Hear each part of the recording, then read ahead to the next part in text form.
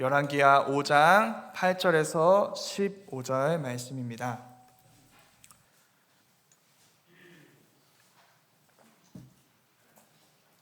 열왕기하 5장 8절에서 15절 말씀을 한 절씩 교독하고 마지막 절을 합독한 뒤에 우리 살아계신 하나님의 말씀입니다. 아멘 하고 고백하도록 하겠습니다.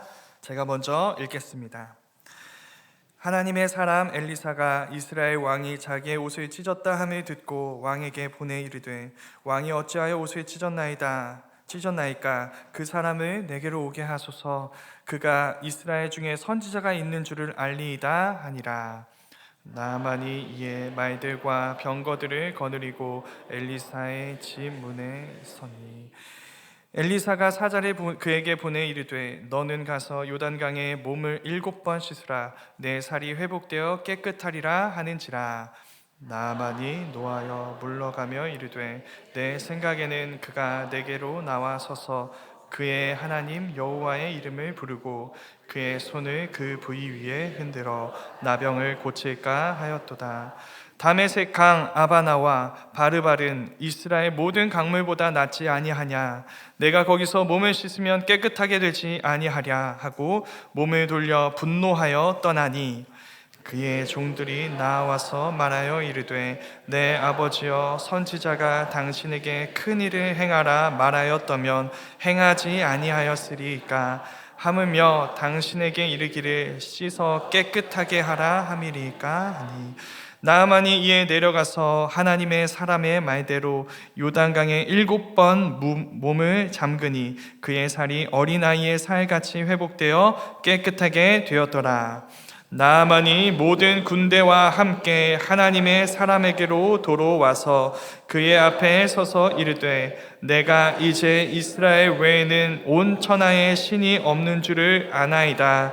청하건대 당신의 종에게서 예물을 받소서 하니 살아계신 하나님의 말씀입니다. 아멘. 네, 오늘로 각 부서 겨울 수련회 성경 학교가 마무리되었습니다. 아마 적지 않은 성도님들이 예전에 부서에서 선생님으로 섬긴 적이 있으시고 여러 다양한 부서의 겨울 수련회 성경 학교에 참여해 보셨기 때문에 그러기엔 너무 오랜 시간이 지난 것 같네요. 그래서 기억이 잘 안 나실 것 같아서 그 시간의 분위기에 대해서 좀 잠깐 나눠보도록 하겠습니다. 기대에 대한 이야기입니다. 겨울 수련회 전에 여름 수련회도 그렇지만 어떤 기대가 있을까요? 너무 뻔한 질문이죠. 당연히 한 아이가 그 영혼이 변화되는 일입니다.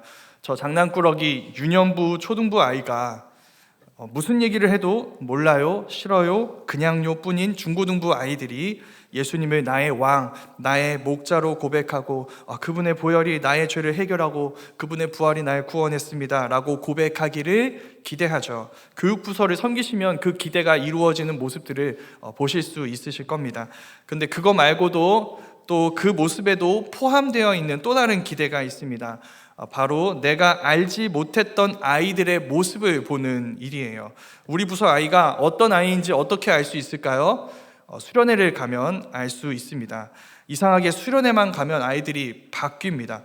예배 시간에 밥 모임 시간에 한마디도 안 하던 아이가 있어요.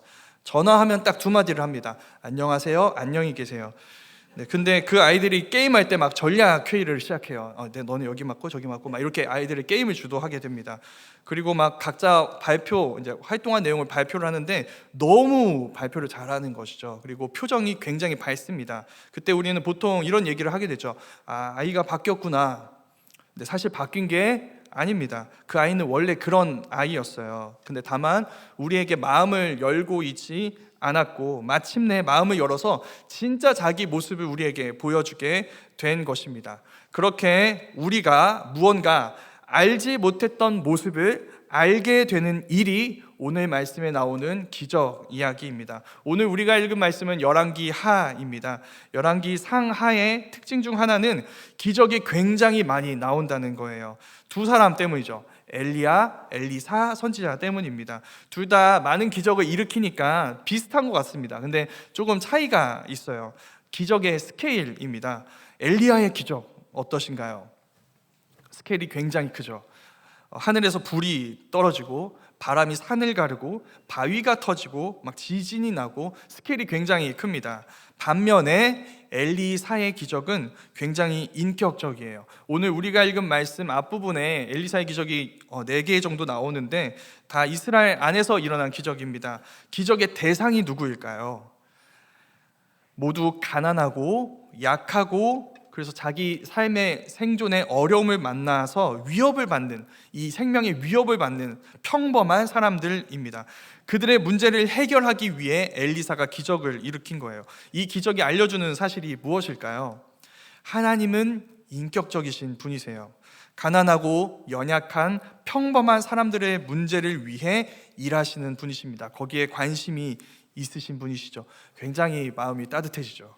그 기적들을 보면 하나님은 큰일만이 아니라 이런 사람들의 문제에도 관심이 있으시구나, 그럼 내 문제에도 관심이 있으시겠구나 라는 생각을 하게 됩니다. 그런데 오늘 말씀이 그 시선을 갑자기 변화시켜 버립니다. 무대가 방금 이스라엘 안에서만 일어난 기적이라고 얘기했죠. 갑자기 이스라엘에서 아람으로 바뀌게 됩니다. 약하고 힘없는 평범한 사람들이 아니라 강하고 유능한 군대 장관 나아만의 이야기가 등장하게 되죠. 나아만은 우리와 다릅니다. 가진 게 많아요. 지위가 높습니다. 힘이 있어요. 능력이 있습니다. 온 세상이 아는 유명한 사람이에요. 그럼 나아만의 이야기니까 오늘 말씀은 우리와 상관이 없을까요? 그렇지 않습니다. 성경은 이 나아만의 빛나는 업적에 대해서 이야기를 하는데, 그 업적을 가능하게 한 건 나아만의 능력 때문이 아니라 우리가 믿는 그 하나님이 그런 일을 행하셨기 때문이라고 우리에게 이야기합니다. 여기가 우리의 시선이 변화되는 포인트예요. 이전까지 하나님의 포커스는 이스라엘이었습니다. 거기서 가난한 자들의 생존을 돌보셨죠. 우리는 그런 하나님을 좋아해요. 하나님이 우리에게 관심이 있으시구나. 우리를 보고 계시고 우리의 삶 속에 계시구나. 그런데 여기에 조금 위험이 있습니다. 우리가 그런 하나님만 좋아할 때 우리는 우리 하나님의 시선이 곧 나뿐이라고, 오직 나만 바라보고 계신다고 믿게 됩니다. 그러면 어떻게 될까요? 내 삶 바깥에서 일어나는 일에 대해서는 무관심해지고 무감각해지게 됩니다. 신앙이 강해지면 강해질수록 이기적으로 변해요. 왜 그럴까요? 하나님은 나에게만 관심이 있으십니까? 나만 잘 돼야 되고 나에게만 은혜를 베푸셔야 해요. 그렇지 않은 건 다 상관할 바가 아니다, 내 알 바 아니다, 그건 하나님 시선 바깥에서 일어나는 별로 중요한 일이 아니다 라고 생각하게 되는 것입니다. 그러니까 내가 생각하는 나의 하나님의 크기가 내 삶의 크기에 갇혀버리고 마는 것입니다. 그런데 그렇지 않다는 것을 이 나아만이 우리에게 보여주는 것입니다. 하나님은 이스라엘에만 계신 게 아니라 아람에도 계세요. 하나님은 이스라엘의 승패만이 아니라 아람의 승패까지도 주관하시는 분이십니다. 그러니까 오늘 말씀은 우리에게 신앙을 강화하라고 요구하지 않습니다. 뭘 요구할까요? 신앙을 확장하고 심화시키라고 요구합니다. 우리 삶 안에서만이 아니라 바깥에서도 일하시는 하나님을 바라보고 거기까지 우리를 이끄시는 하나님과 함께 나아가 거기에서 하나님이 하시는 일에 참여하라고 우리에게 권면하고 있는 것이죠.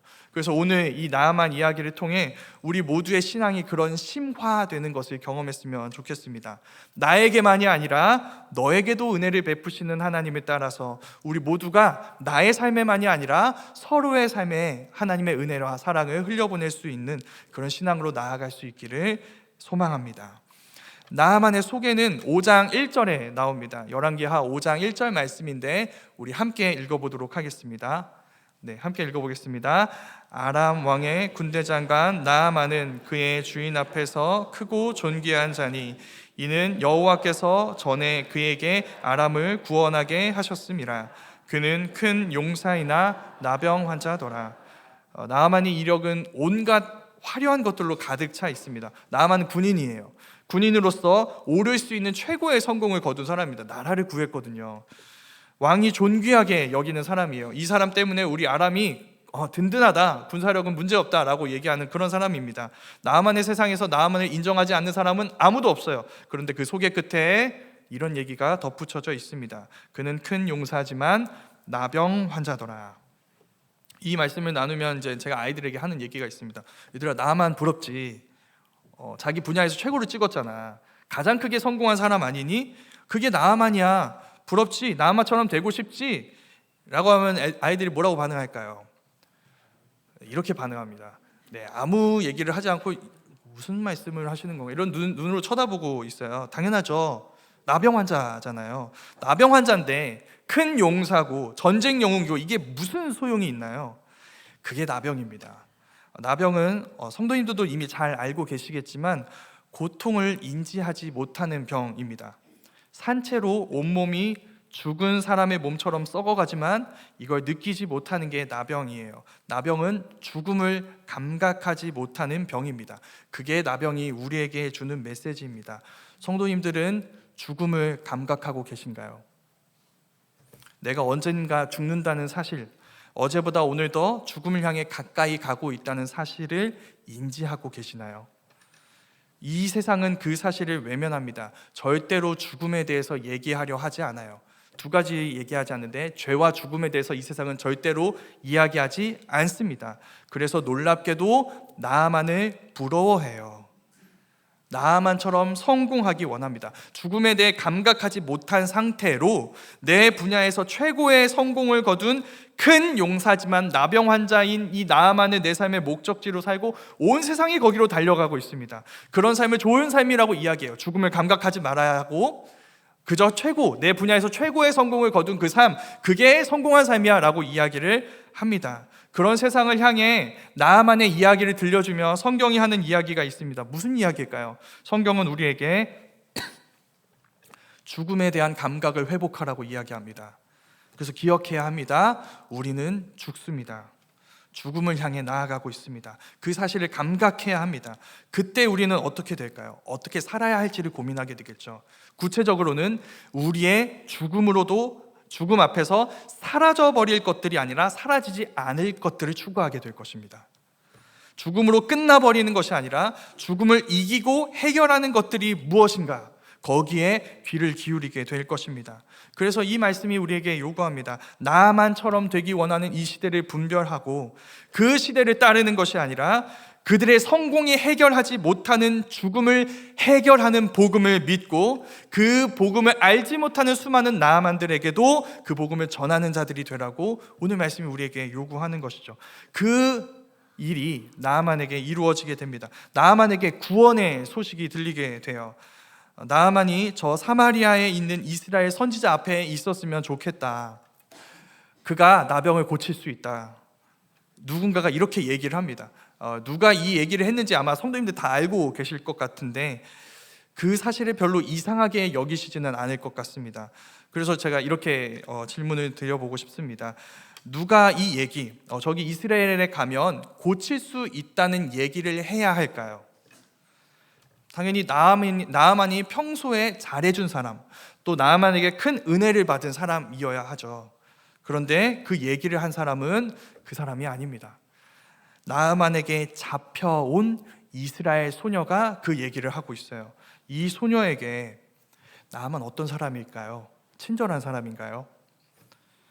그날은 여느 때와 같이 평범한 날일 줄 알았습니다. 나는 어린아이가 돌아다녀도 될 만한 집 근처 들판에 나가서 그저 놀고 있었을 뿐이에요. 근데 그날 나는 집에 돌아가지 못하죠. 평생 돌아가지 못하게 됩니다. 하루아침에 나의 엄마와 아빠를 잃어버렸어요. 내 모든 세상이 부서져 버렸습니다. 이제 나는 모두가 나를 환대하는 이스라엘이 아니라 모두가 나를 경멸하는 아람에서 남아있는 삶을 지옥 같은 삶으로 살아가야 해요. 왜? 이 나아만 때문이죠. 나아만이 나를 납치해서 그의 집으로 데려왔기 때문입니다. 이 과정에서 소녀는 생각했을 것 같아요. 우리도 그렇겠지만 계속 물어봤을 겁니다. 뭐라고 물어봤을까요? 왜 나를? 겨우 이스라엘 소녀인 내가 나아만에게 그렇게 필요하고 중요한 사람인가? 내가 나아만의 집에 없으면 안 되는 무슨 문제라도 있을까? 그렇지 않죠. 나아만은 장관입니다. 전쟁 영웅이에요. 집이 잘 살죠. 집에 종들이 이미 많이 있습니다. 장관 집에 아람의 언어도 모르는 이스라엘 소녀 하나가 있어야만 하는 이유는 없어요. 소녀가 무슨 일을 하면 뭘 얼마나 더 할 수 있겠어요. 근데 왜 납치했을까요? 물질적인 이익 때문이 아니죠. 놀잇감입니다. 놀잇감. 재밌으니까, 그 아이의 인생 망가뜨리는 게 즐거우니까 나에게 아무 이익이 되지 않는 납치를 감행한 거예요. 이 모든 것을 소녀가 겪었습니다. 소녀가 할 수 있는 게 무엇이 있을까요? 상대가 전쟁 영웅인데, 나는 이스라엘 소녀일 뿐인데 아무것도 할 수 없죠. 복수는 꿈에서도 꿀 수 없는 일이에요. 불가능한 일이죠. 근데 나아만이 한센병에 걸렸대요. 그리고 그 병을 치료할 방법을 모른다고 합니다. 어떻게 반응해야 할까요? 그래, 나는 네가 감각하지 못하는 너의 죽음을 내 모든 것으로 감각하겠다. 너의 무덤에 침을 뱉으마. 이렇게 반응해야겠죠. 그동안 온 몸과 영혼으로 억지로 억누르고 있었던 분노와 복수심이 폭발해야 합니다. 근데 그 여자아이가 이렇게 말하는 거죠. 내 주인이 사마리아에 있는 그 선지자 앞에 있었으면 좋겠다. 그 선지자가 그 나병을 고칠 수 있다. 이 말 한마디에 이 여자아이의 이 잔인한 현실을 어떻게 인식하는지와 그 모든 것 속에서 붙들고 있었던 신앙 고백이 무엇인지를 우리는 알 수 있습니다. 무엇일까요? 이 여자아이의 신앙 고백은 이 모든 일이 다 하나님의 계획 안에 있다는 고백입니다. 우리도 자주 하는 고백이죠. 우리 때마다 하는 고백 아닌가요? 하나님이 나의 왕이십니다. 나의 목자십니다. 내 모든 삶은 하나님의 것입니다. 그런데 그게 그렇게 가볍게 할 수 있는 말은 아닙니다. 그 의미가 굉장히 어마무시해요. 나는 재수가 없어서 운이 안 좋아서 나아만에게 끌려온 게 아니라는 뜻입니다. 내 모든 것을 빼앗겼으니 이제 이번 생은 망했다. 그게 아니라는 뜻이에요. 슬픈 것도 맞고 절망적인 것도 맞습니다. 그런데 이것마저 선하신 하나님의 계획 안에 있다. 이런 상황에서도 하나님은 나의 주관자가 되신다. 그러니 내가 여기 있는 이유는 너 나만이 아니라 내 하나님이다. 이게 내 삶이 하나님의 계획 안에 있다는 고백의 의미입니다. 그걸 믿기 때문에 이 소녀는 불타는 복수심에 사로잡히지 않을 수 있습니다. 이 소녀의 눈에 나아만은 어떻게 보일까요? 나아만은 내 인생을 송두리째 망가뜨릴 수 있을 만큼 크고 거대한 사람이 아니에요. 큰 용사, 군대 장관, 전쟁 영웅도 아닙니다. 나병 환자예요. 내가 아는 그 하나님의 은혜가 아니고서는 아무 소망이 없는 불쌍한 사람이에요. 그래서 그 나아만에게 하나님의 구원의 소식을 들려주는 것이죠. 그리고 그것으로 이 소녀가 얘기하고 있는 겁니다. 무슨 말일까요? 당신은 내 삶을 무너뜨릴 수 없다는 얘기죠. 그게 우리의 고백이 되었으면 좋겠습니다.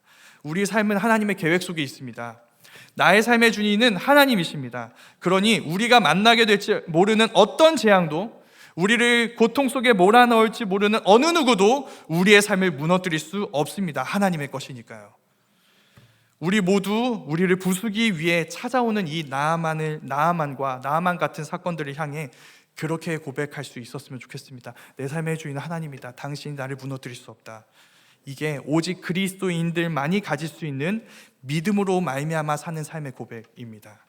그 고백을 나아만이 듣고 있어요. 이스라엘에 가면 고칠 수 있다라는 소식이 나아만을 통해 아람 왕에게 들어가게 됩니다.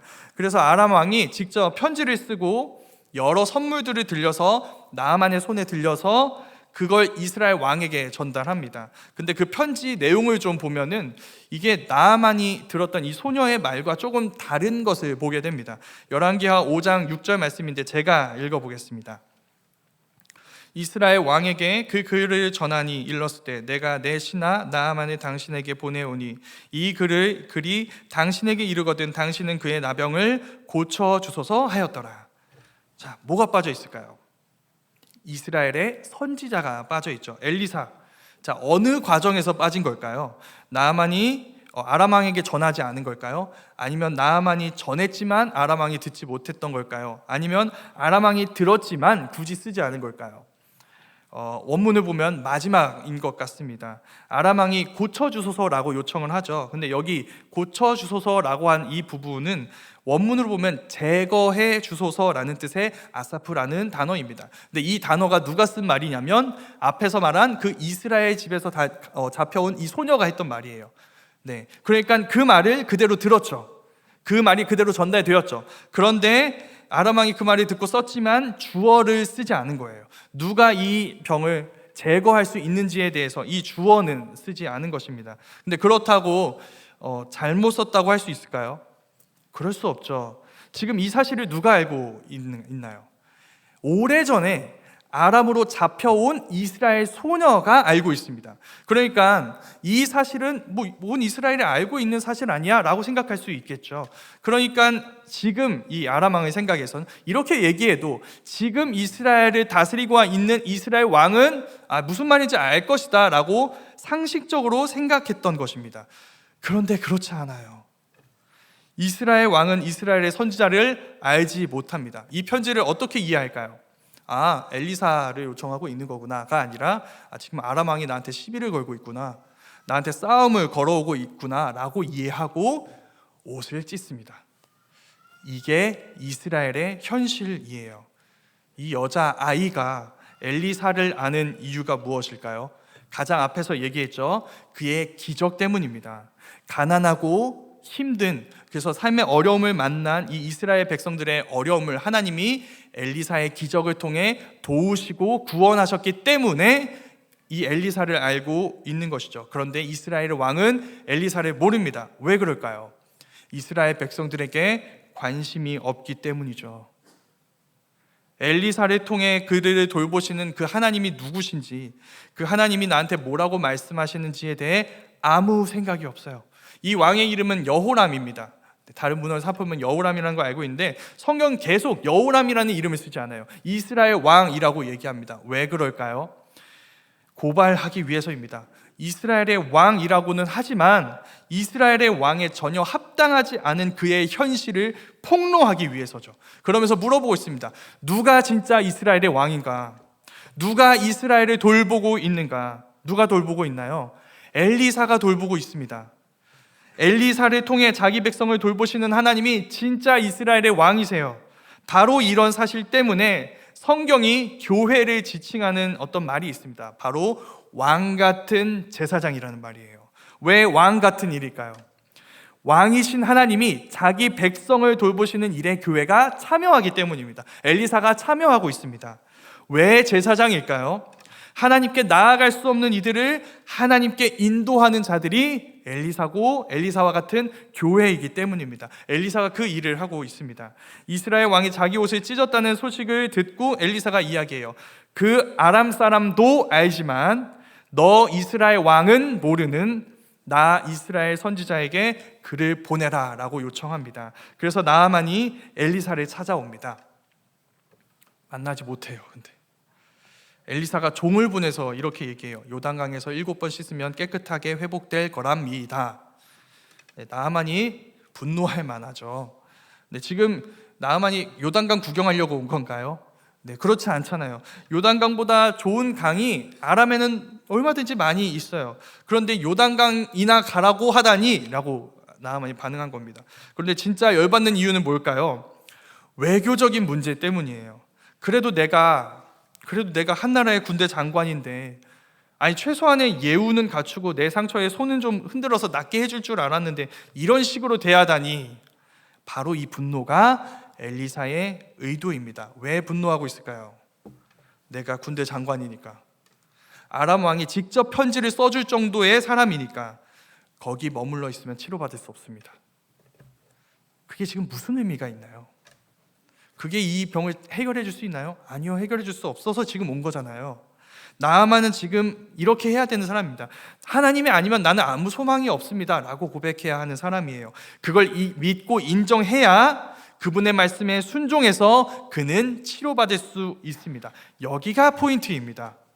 엘리사는 그저 나아만의 나병만 치료되는 것을 원하지 않습니다. 그 치료자, 그 구원자가 되시는 하나님을 그에게 주기 원해요. 하나님을 알려주고 싶어요.